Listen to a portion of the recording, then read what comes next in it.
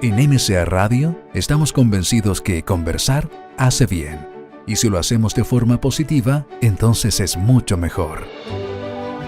A partir de ahora, Edgardo Fogel te invita a una amena y profunda charla. Esto es Conversando en Positivo. Un momento de luz para compartir experiencias de vida. Por MCA Radio. Resonando con el alma.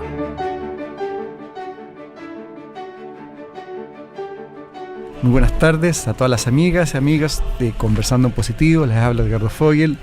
Un gran abrazo cariñoso para cada uno de ustedes y ustedes también.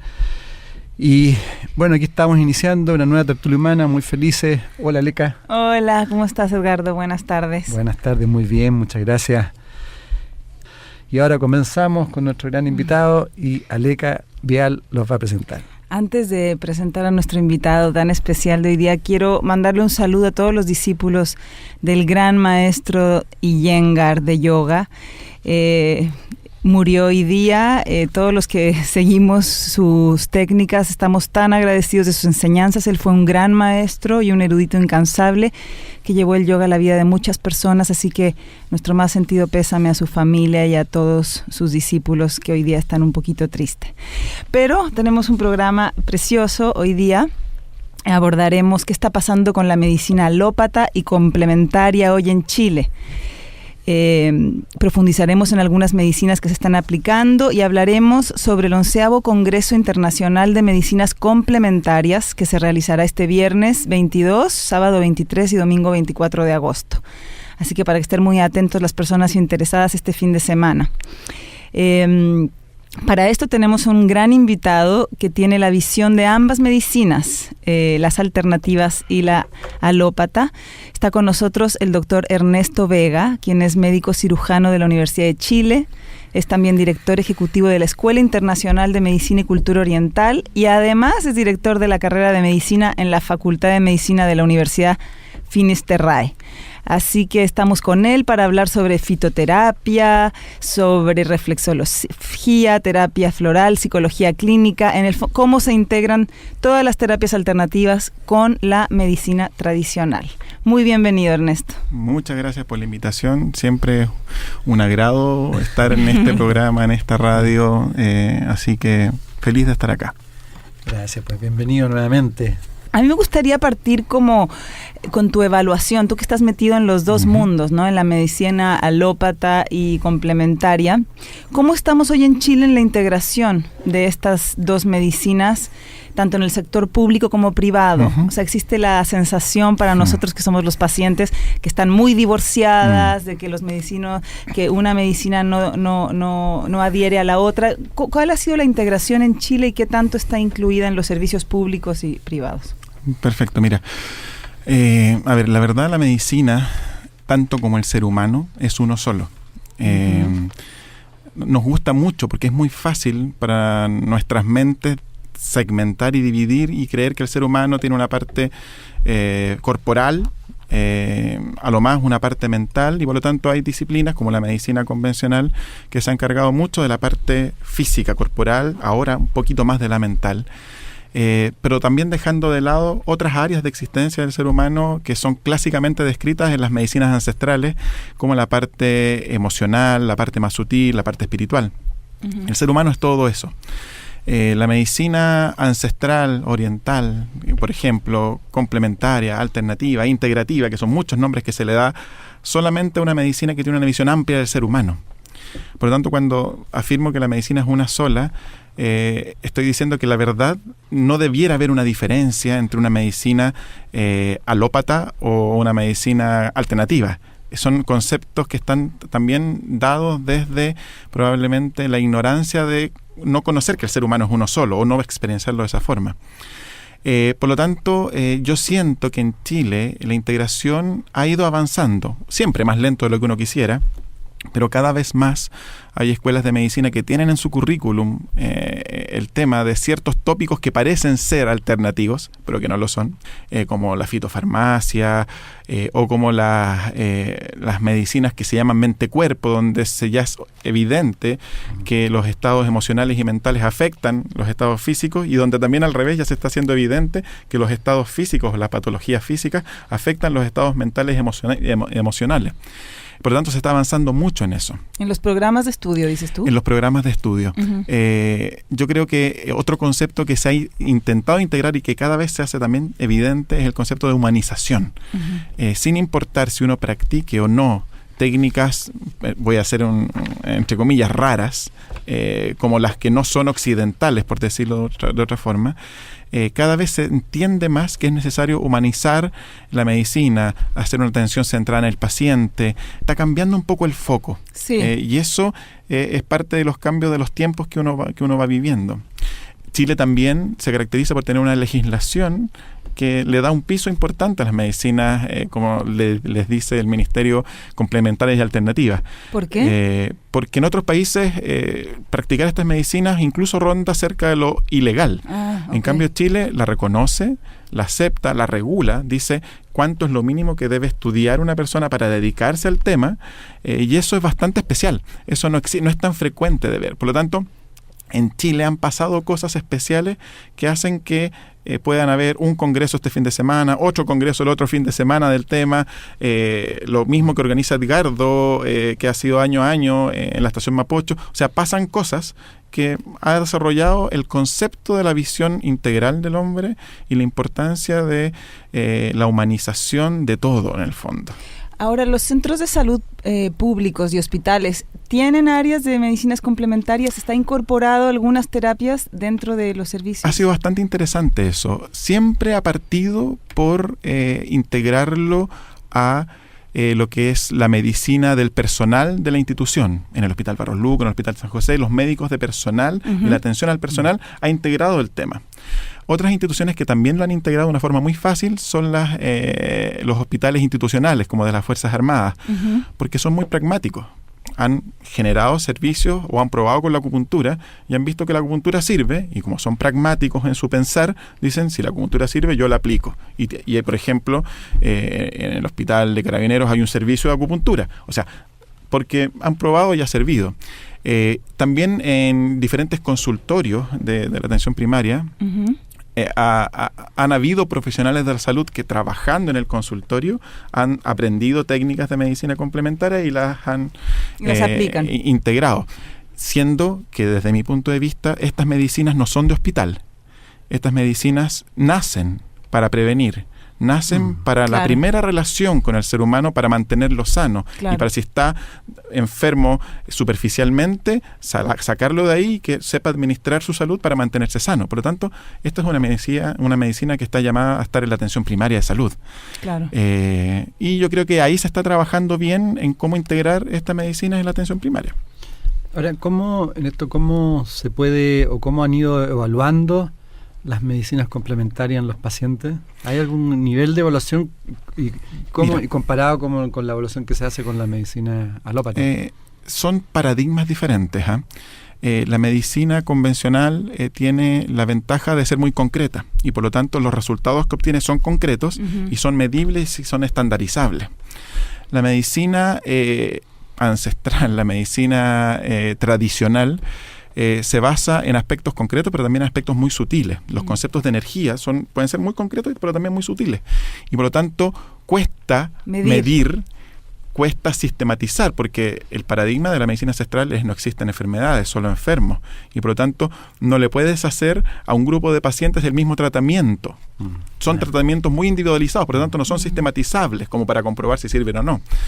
Y se basa en conceptos muy sutiles. No hay nada más sutil que la homeopatía o la terapia floral, en donde es muy difícil, solamente en general, estos trabajos se han hecho en cuanto a satisfacción usuaria.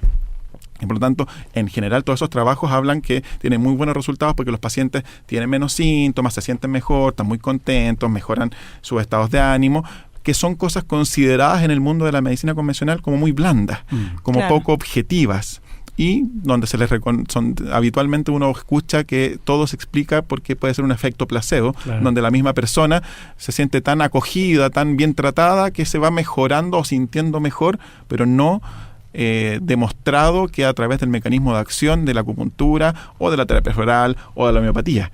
Falta probablemente investigación dura en ese sentido. Hay que recordar que la gente que en general se dedica a este tipo de medicina no tiene una formación científica dura y por lo tanto ya partimos con un background negativo en ese sentido. Y por otra parte... O no hace investigación, no hace papers. Exactamente, no está en esa línea. Y por lo tanto es muy raro encontrar gente que esté en eso.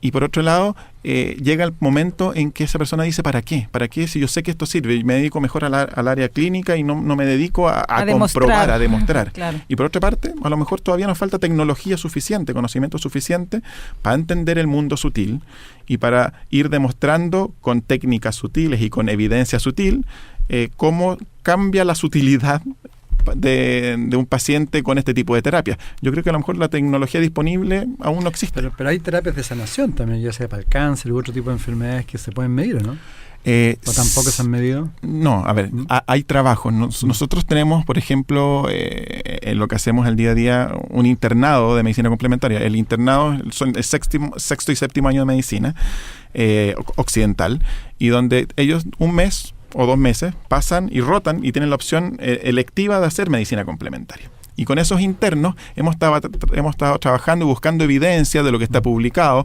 en las grandes, en PubMed, en las grandes bases de datos, y hay mucha información, pero en general ninguna información o metaanálisis logra decir, no, esto claramente sirve. Siempre la conclusión es, mire, no hay suficiente evidencia para demostrar si sirve o no sirve. Por lo tanto, falta todavía investigación y falta buenos diseños de investigación en este ámbito. Y estamos trabajando en eso. Tenemos una línea que va para allá.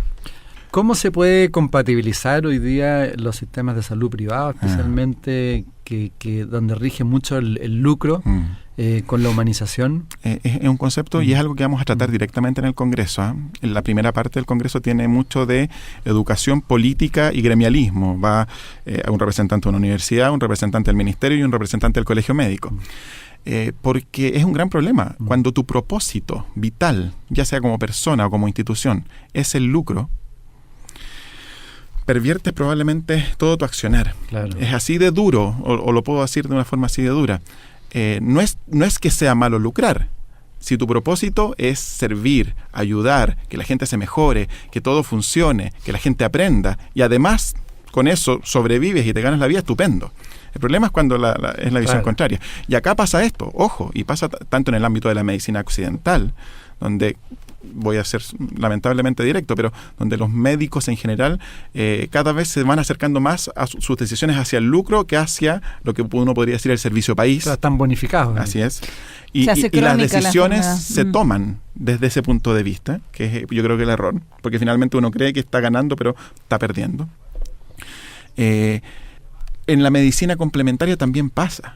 Mucha gente que se dedica a la práctica de medicina complementaria, siendo que tienen sensibilidades especiales, probablemente dotes particulares, uno le dedica poco tiempo a su formación, porque estamos en una época de que todo tiene que ser rápido, todo tiene que ser ahora. O sea, si logro formarme en biomagnetismo, por ejemplo, en 4 días y logro salir a tratar, es mejor que estar estudiando 3 años, que es nuestra carrera, por ejemplo, de medicina oriental convencional en acupuntura.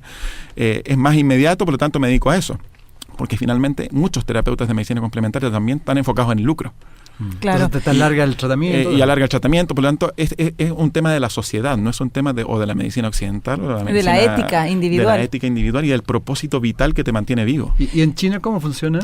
En China, China ustedes saben, más allá de cualquier cosa, desde los años 50 hay un régimen comunista, por lo tanto está todo bastante regulado, ¿no? Regulado y definido, y la atención también es muy masiva. Al igual como pasa en India, la medicina que nosotros le llamamos complementaria ya forma parte del sistema oficial y por lo tanto es parte de, y es como ir a un consultorio de acá. Hay colas en la mañana y los pacientes se atienden en 10 box al mismo tiempo. No tiene nada que ver con la experiencia que tenemos nosotros acá, que la medicina complementaria en Chile todavía es una medicina de élite, claro. Todavía es una medicina privada, todavía es una medicina que tiene la gente poco acceso a ella, salvo honorables causas que llevan ciertas personas que llevan este tipo de medicina a los lugares con menos recursos, digamos, pero no es lo habitual. Ahora, como hay una oferta tan grande, ¿qué tenemos que observar los pacientes para identificar si un profesional de la medicina complementaria está capacitado y es serio? Porque como hay tantos cursos que duran un mes, 15 días, como dices tú, y otros que realmente estudiaron, ¿qué tenemos que evaluar, observar para ver si vamos Yo o no? creo que es bastante simple. Lo mismo que hace uno con el médico. Hay que recordar que el nicho de la medicina complementaria, lamentablemente todavía, es un tipo de paciente que no ha tenido buenos resultados en la medicina convencional. Así es. Es lo clásico. Nadie va al médico y tampoco la medicina complementaria a decir, ¿sabe qué? No me quiero enfermar, así que quiero que me mantenga y que me trate para no enfermarme. No es la consulta habitual, que debiera ser, pero bueno. Y por lo tanto, tal como cuando uno va a un médico, uno se fija habitualmente en dónde estudió, cómo lo trató, qué hizo, los resultados que va teniendo. Lamentablemente, como el nicho de la medicina complementaria es gente que ya ha pasado por muchas cosas, es gente un poquito desesperada. Y por lo tanto tiende a creer cualquier cosa, cualquier promesa que se le haga. Y un dato muy importante, la medicina complementaria no es mágica.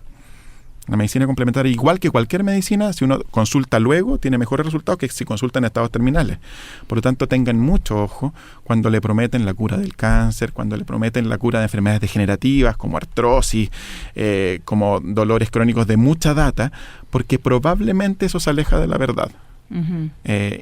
Por lo tanto, nivel de estudios, promesas razonables o compromisos terapéuticos razonables. Sentido común ahí. La verdad, la respuesta era esa, sentido común. Ahora, no siempre es el más común de los sentidos. Es complejo. Es complejo. Claro. Te venden el cuento de eso. Claro, y es un problema que hemos tenido, lo que hemos determinado dedicarnos a este tema por una u otra razón, porque el concepto de chanta, que sale a cada rato por todas partes, cuesta sacarlo de encima. Si un médico se equivoca en un tratamiento, nadie dice que la medicina no sirve. Uno dice, este médico se equivocó. Si un acupunturista comete un error o no hace lo que tiene que hacer o no logra un éxito de tratamiento, ¿qué dice la gente? La acupuntura no sirve. Claro. Es distinta la posición, porque hay mucha gente que hay tanta ignorancia en estos temas que se ha aprovechado de la ignorancia ajena. Claro. En medicina occidental cuesta mucho que alguien se aproveche de la ignorancia ajena. Igual uno ve gente que opera pacientes que en realidad no debieran operar y cosas de ese tipo, pero son cosas extremas. En cambio, en este ámbito de la medicina complementaria cuesta mantener la seriedad que requiere. Es una medicina que requiere profundos estudios, que requiere profunda ética, y no siempre se aborda así. O sea, por lo menos investigar en los años de estudio, investigar un poquito en internet al médico, la terapia de qué se trata, qué conocimientos requiere, etcétera. Yo te quería preguntar, ¿cuál es la visión espiritual y humanista que entregan en la escuela que tú diriges? Yo siempre digo una pequeña barrabasada cuando los alumnos están en primer año. Nosotros decimos, con la excusa de la acupuntura, los tenemos acá porque queremos darle la oportunidad de aportar a su desarrollo. Porque ellos van a estudiar acupuntura muchas veces, eso es su foco, tal como el paciente va a tratar sus síntomas. Pero en el fondo es inevitablemente el comprender la existencia del ser humano en su área física, mental, emocional, espiritual, es la única oportunidad desde nuestro punto de vista que tenemos para ser realmente felices, profundamente felices. Porque el ya olvidar alguna de esas partes te aleja de lo que eres y te aleja por lo tanto de tu gran propósito y de tu gran sentido de vida.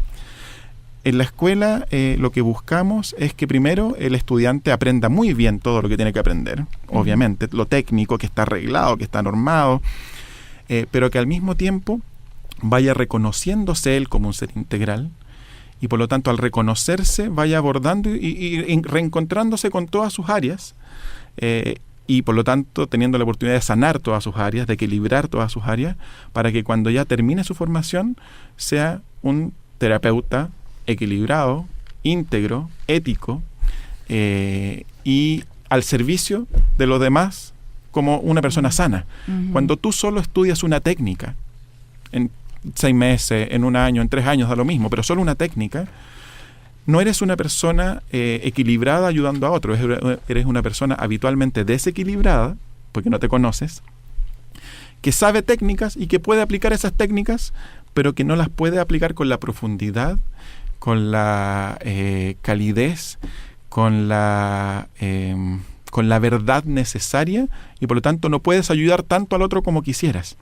Yo creo que lo que busca la escuela es el desarrollo humano profundo, además de transformarlos a esas personas que se desarrollan profundamente en grandes técnicos y en grandes terapeutas, que es lo que vinieron a aprender. Ernesto, ¿y tú crees que hoy día los médicos tradicionales y las escuelas de medicina tradicionales debieran incorporar el desarrollo humano más profundo en su ¿cómo se dice? El currículum, ¿no? En su currículum. Mira, yo creo que se está hablando harto de eso, de una forma distinta, no con quizás la profundidad que la estamos desarrollando acá.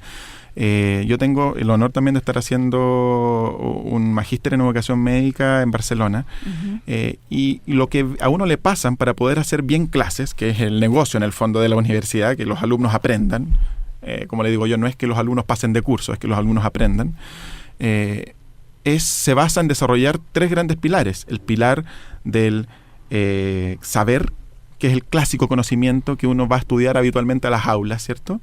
El pilar del hacer, que son las habilidades, las destrezas, como se llaman habitualmente, pero también el pilar del ser, que en medicina convencional todavía se piensa que el pilar del ser son las actitudes, en las habilidades blandas, las habilidades comunicacionales, y por lo tanto se habla de eso, se reconoce que el conocimiento no solamente es el saber, sino que el saber el saber hacer y el saber ser, que es clásico, y hay esquemas que te lo plantean, por lo tanto no es algo lejano. No es algo lejano. El punto es que probablemente el ser no da tiempo. Da poco tiempo, y uno se ocupa más del saber y del hacer, porque es lo que se ve, es lo concreto, es lo físico, es lo medible, ¿ya? Y la competencia del ser se deja un poquito de lado. Yo, honestamente, creo que mi universidad, en este caso, se ha ocupado mucho del desarrollo de esas competencias, porque como somos una universidad, en este caso, centrada en las personas, tenemos que ocuparnos de eso, no podemos dejarlo de lado. Y yo creo que es la gran fortaleza de esa escuela de medicina de forma particular, el tratar a los chicos por nombre y apellido, conocer qué les pasa, estamos ocupados de eso. Ahora, ¿qué falta para la medicina convencional? Entender que el ser es más que la actitud, es más que la habilidad blanda, el ser es mucho más profundo que eso. Y si logramos que nuestros médicos egresados, en este caso convencionales, sean éticos, estén siempre dado a la verdad, su propósito sea el ayudar, vamos a estar mucho más cerca de el desarrollo integral de esos seres humanos, aunque no practiquen acupuntura, ni terapia floral, ni nada de eso. Eso es un médico humanizado en el fondo. Claro. Bueno, en ese aspecto la frase inicial yo la saqué. Sí, me la reconocí. Es tuya esa. Y tiene que ver con lo que tú estás diciendo. Recuerde quién es. Búsquese en su interior. Conózcase en silencio y encuentre su tesoro. Agradecerá a la vida la oportunidad de dar y será feliz. Ese fue como tu mensaje final, Eika. Sí, lo recuerdo perfectamente. Yo siento personalmente que la felicidad es encontrarse, y cuando uno se encuentra no le queda ninguna otra oportunidad más que darse. A veces la gente intenta darse, pero no tiene mucho que dar, y uno no puede dar lo que no tiene. Entonces la única forma de tener es raro, la única forma de tener es dar. Y por lo tanto creo que en Occidente hemos olvidado la importancia del autocultivo, la importancia del estar con uno. Tenemos una vida muy externa, todo lo definimos desde lo material, externo, desde lo que tenemos, desde lo que hacemos. Yo siempre les digo, ¿quién eres? No, yo soy médico. No, eso es lo que haces, dime quién eres. Claro. Y actualmente definimos mucho desde el hacer. El tener ya incluso es medio raro. Yo no me defino por cuántas casas tengo, aunque en general sí importa mucho cuántas casas tengo, por ejemplo. Pero nadie, creo todavía, o no se llega habitualmente a discutir quién soy. Que no es qué hago ¿Y qué tengo? Es quién soy. Y que no es una respuesta fácil de Y responder. que el que cree que la tiene probablemente está equivocado, porque Sí. cuesta mucho y uno nunca termina de saber quién es. Pero Exacto. tiene que estar en ese camino de autoconocimiento. Y eso en la civilización occidental moderna es extraño llegar a esos niveles. Y yo creo que si vamos para allá y la escuela lo que buscan aportar es eso. Excelente. ¿Cómo visualizas tú, volviendo al Congreso y a la medicina del futuro, que quizás les la doy ya? ¿Cuál es tu visión? Yo anhelo profundamente que no en 5 ni en 10, si en 100 años más. La vida es inmensa. La vida a veces para nosotros es corta, es de décadas, y la vida es de siglos y milenios, ¿ya? Si en 100 años más logramos reconocer las diferentes esferas del ser humano, logramos entender que lo espiritual es parte de nosotros y por lo tanto lo sutil se desequilibra, y la medicina, a lo mejor convencional en esa época, reconoce que hay formas de diagnosticar esos desequilibrios y equilibrarlos, vamos a estar haciendo una sola medicina. Yo no veo necesariamente muchas series de televisión, pero hay una serie que es muy clásica, que es como futurista, que es Star Trek, y yo siempre veo al médico de Star Trek que hace un diagnóstico súper esotérico, súper sutil, y hace regulaciones con unas máquinas que regula la situación que le está pasando más allá de lo físico a la persona. Yo creo que por ahí va la medicina del futuro. ¿Cuál creo que es el puente? Siendo súper concreto, la física. La medicina convencional todavía es muy biológica y muy química. Los médicos sabemos mucho de biología y química. Sin embargo, sabemos poco de física, siendo que la física es una disciplina dura. Y estoy hablando de la física newtoniana, no de la física cuántica, de lo concreto. La física. Estoy hablando de campos electromagnéticos, estoy hablando de cosas que para un físico son lo más duro de lo duro. Cuando yo ya le digo a un médico campo electromagnético, parece algo esotérico. Siendo que es algo duro. Completamente. Si nosotros en la medicina convencional integramos quizás el estudio de la física, entendemos cómo se alteran los campos eléctricos y electromagnéticos en el individuo sano, en el individuo enfermo, y hacemos diagnósticos electromagnéticos y hacemos tratamientos electromagnéticos, que repito, son cosas súper duras, vamos a estar tendiendo un puente, porque ahí se abre una nueva frontera. Se abre la frontera de lo que ya no es biológico-químico, se abre la frontera de lo físico, y ahí no paramos, porque vamos a ir descubriendo cosas nuevas y vamos a ir abordando la vida de una forma menos concreta. ¿Y qué es en ese aspecto? Tú hablan de la energía sutil. ¿Qué es la medicina de la energía sutil? O sea, la energía... o la medicina energética, ¿es lo mismo? En el fondo la medicina energética, que es la base de toda medicina ancestral, toda, oriental u occidental. No olvidemos que tenemos una medicina ancestral muy importante, que es la medicina mapuche, y que la vamos a tratar en el Congreso. Se basa en el concepto de energía, y por lo tanto que hay energías concretas y energías sutiles. En el fondo, la energía es la expresión, o la energía sutil es la expresión de la materia no visible, muchas veces no medible, y por lo tanto lejana a nosotros como cuerpo, pero que todas las disciplinas ancestrales la reconocen, la diagnostican y la tratan. Suena nuevamente, cada vez que digo esotérico, que no es una palabra pecaminosa, claro, no. pero a veces en el de hecho, ámbito la mayoría de las cosas son esotéricas. Exactamente, en la vida. en el ámbito científico todo lo esotérico suena como a pecado, y no lo es. La energía está en ese ámbito. Ahora, si tú hablas con un químico y le hablas de las energías de los enlaces que unen las moléculas, está ahí. O sea, no es un concepto esotérico el tema de la energía. Einstein se basó, el gran Einstein, que todos les decimos casi el científico más brillante del último tiempo, él se basó en todo lo que él hablaba era de energía. Por lo tanto, creo que lamentablemente hay gente que le ha hecho daño a la medicina integral, a la medicina holística, aprovechándose y desprestigiando ciertos conceptos a través del mal uso, a través del aprovechamiento, y creo que nosotros en parte estamos aquí para decir que esto es serio, que esto es real y que es concreto y que no tiene nada del otro mundo, y que un verdadero científico no debiera quedarse tranquilo con la biología y la química, y debiera salir a buscar nuevas formas de explicar la vida. Y eso hacen los grandes científicos. Así es. Los grandes científicos habitualmente todos sus pares le dicen: estás loco, ¿por qué estás haciendo eso? Y después, 100 años después, oye, este gallo tenía razón. Claro. y les dan premios Nobel póstumos y cosas de ese tipo, porque en el fondo el investigador, el aventurero, el científico busca la verdad y no se queda tranquilo con la verdad aceptada. Dice, la verdad tiene que ser más que esto, y ese es el que busca, y esto es de buscadores.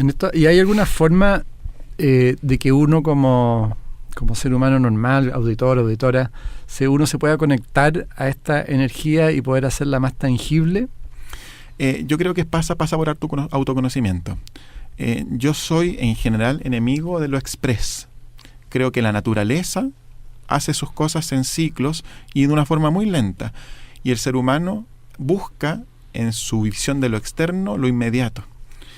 Yo creo que una persona que se va conociendo, que se va desarrollando, que se va equilibrando, mágicamente, estoy haciendo un signo entre comillas, claro, va descubriendo esos aspectos energéticos, va sintiendo, va percibiendo de otra forma, va viendo la vida con otro prisma.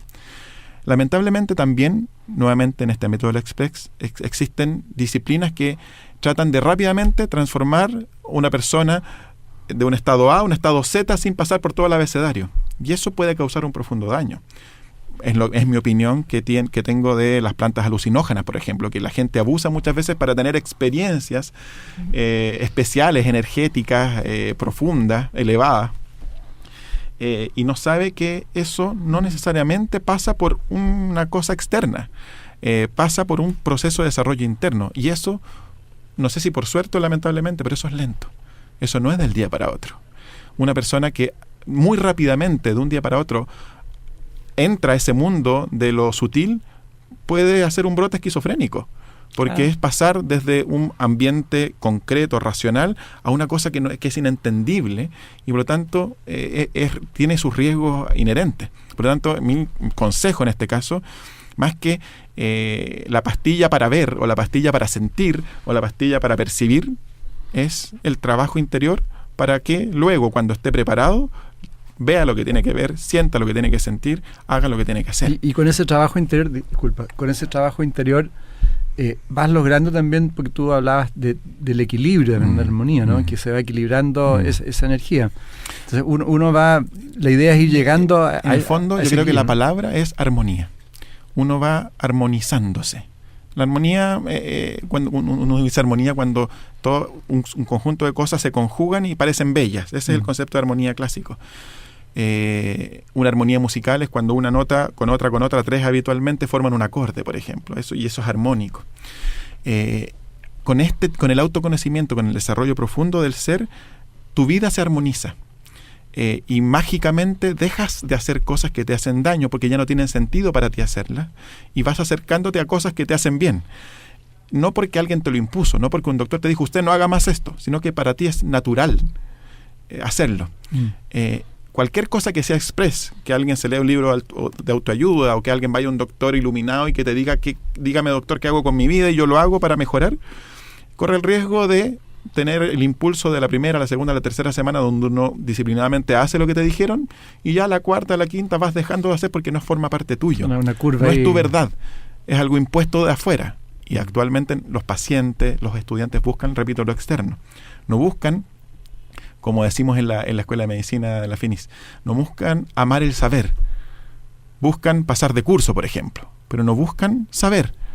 Y por lo tanto pueden calentar la materia, saber en ese momento o parecer saber, y después olvidar, porque todo lo que no es profundo y lo que no va acompañado de un desarrollo interior real, se olvida, se deja de lado.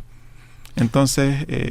Yo te preguntaba esto porque también por la relación con el paciente, porque según lo que entiendo, de una otra forma uno como paciente se tiene que sanar uno a sí mismo. Así es.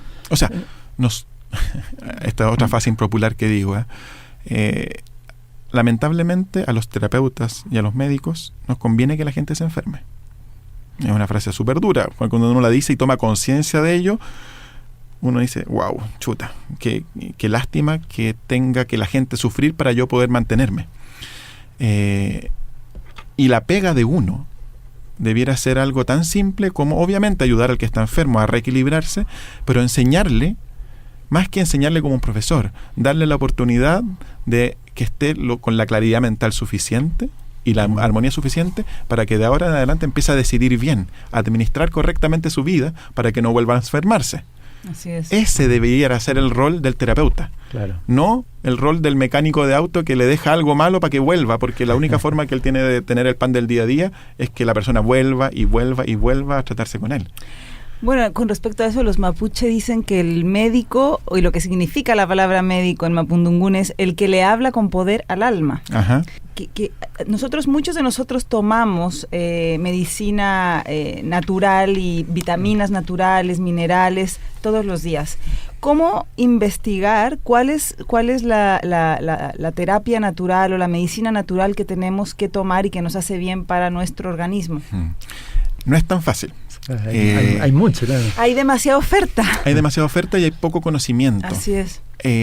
Primero, toda medicina ancestral en general separa a los tipos de seres humanos en constituciones, en diferentes tipos de seres humanos. No todos somos iguales. Uh-huh. A veces esa lucha que uno tiene por la igualdad ante todo, y sería terrible que todos fuéramos clones, que esa cosa de igualdad de género. No sé por qué tiene que haber igualdad de género en todo. Parece una lucha más... Es raro. Y nos dan a todos el mismo complemento vitamínico. Exactamente. Y somos diferentes. Las mujeres son muy diferentes a los hombres, por suerte. Y dentro de las mismas mujeres y de los mismos hombres hay diferentes biotipos. Es imposible que una sola receta mágica le sirva a todo el mundo, primero. ¿Ya? Por lo tanto, siempre los diagnósticos y los tratamientos son individualizados. Son trajes a la medida. Y por otra parte, el propósito de las empresas que generan muchos de estos suplementos, nuevamente que hablábamos hace un ratito, no necesariamente es que la gente se sane, es generar medicamentos o suplementos y que la gente los compre. Por lo tanto, te van a llenar de información para que tú compres la mayor cantidad de suplementos posibles. Sorry, pero es así. Y por lo tanto, en general, la medicina ancestral dice que las dosis son relevantes y mientras menores las dosis, probablemente más efecto tienen. En acupuntura se dice que el gran maestro de acupuntura es el que con una aguja logra el tratamiento.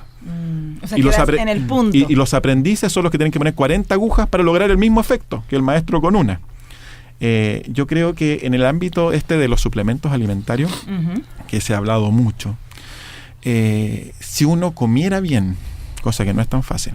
Si uno comiera bien hoy en día. En la ciudad. Así es. Muy difícil. No sería necesario suplementarse. Haciendo el ejercicio adecuado, respirando correctamente, que es otro tema y que es muy difícil en Santiago. Y por lo tanto se requieren ciertos suplementos. La clásica vitamina B para el que es vegetariano, o ciertos suplementos que van a ayudarte a estar en el estrés que significa estar en la ciudad.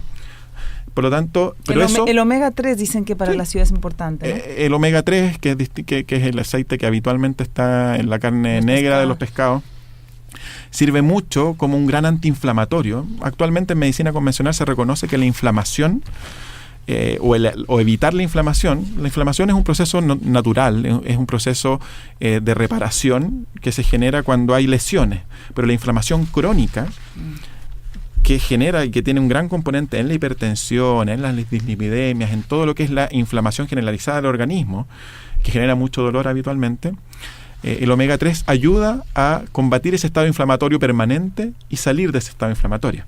Ahora, pero hay contraindicaciones de tomar, siempre, por ejemplo, 6 meses el mismo siempre, complemento vitamínico. Siempre, sí, siempre hay, porque los alimentos son medicina. Y por lo tanto, es imposible que alguien que sepa te diga que tú puedes comer siempre lo mismo. Uno, tanto como en la alimentación, como los suplementos, es impulsos y en dosis. No es una cosa continua. Uno tiene que dejar al organismo descansar. Uh-huh. Tal como en verano tiene que comer ciertas cosas, en invierno otras y en otoño otras, y que habitualmente son las que te da la madre tierra y que están a disposición en esa época. No es normal comer sandía en invierno, uh-huh, ¿cierto? No es normal tomar limonadas en verano, siendo dos ejemplos. Lo mismo es con los suplementos alimenticios, son alimentos hechos cápsula y por lo tanto tienen que tener pulso. Para cerrar el programa entonces, ¿por qué no nos das un mensaje para nuestros auditores?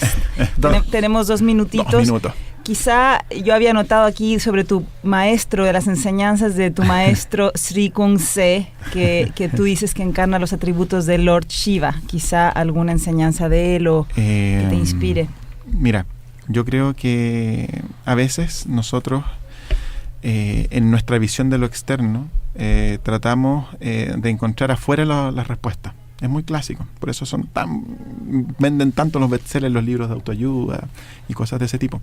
Y a veces acá hay un extremo también con los gurús. Los gurús, que la gente busca a su gurú para que le diga qué hacer en su vida. A veces poner el poder fuera de ti te hace débil. Y por lo tanto está bien los gurús, está bien los grandes maestros que tanto nos apoyan. Hoy día tú hablabas de Iyengar. Son personas que en tu camino te hacen y te dan un aporte para que tú seas mejor. Lo que no quiere decir que su camino es tu camino. Están en tu camino y puedes estar con un maestro y en otra parte de tu camino estar con otro maestro. Un maestro puede ser un gran iluminado, como puede ser una persona en la calle que te ayuda a recordar algo. Ese fue un maestro para ti. Y por lo tanto, mi gran mensaje sería, encuéntrese a sí mismo. No se olvide, en el fondo, que la felicidad no está afuera, está dentro. Y que por lo tanto es bastante más simple y más barato ser feliz de lo que uno cree. Cierto. Hay que sí querer. Y salir del mundanal ruido, como diría un antiguo autor. Esa es la clave desde mi punto de vista. Excelente. Muchas gracias Ernesto, por estar con nosotros. Y muchas gracias a todas las amigas y amigos, y a conectarse más con uno mismo, ¿no? Así es. En MCA Radio estamos convencidos que conversar hace bien. Y si lo hacemos de forma positiva, entonces es mucho mejor. Edgardo Fogel te acompañó en una amena y profunda charla. Esto fue Conversando en Positivo, un momento de luz para compartir experiencias de vida por MCA Radio, resonando con el alma.